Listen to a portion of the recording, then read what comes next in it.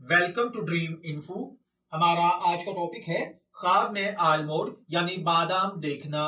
अगर किसी भाई बहन ने ख्वाब में बादाम देखे हैं, इसका मतलब तरक्की करना, कर्ज अदा करना, कैद से रिहाई पाना, बीमारी से तंदुरुस्ती पाना, नेकनामी, इज्जत और शोहरत वाली जिंदगी गुजारना है।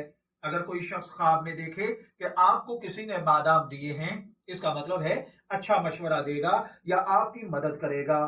ख्वाब में किसी को बादाम देना अच्छी बात कहना होता है।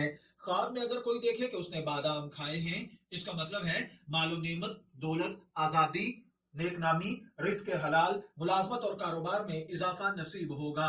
अगर कोई देखे उसने बादाम खरीदे हैं, इसका मतलब है कि नेमतें हासिल करेगा। मैं दुआ गो हूँ अल्लाह ताला आपके ख्वाब को अच्छी ताबीर बनाए।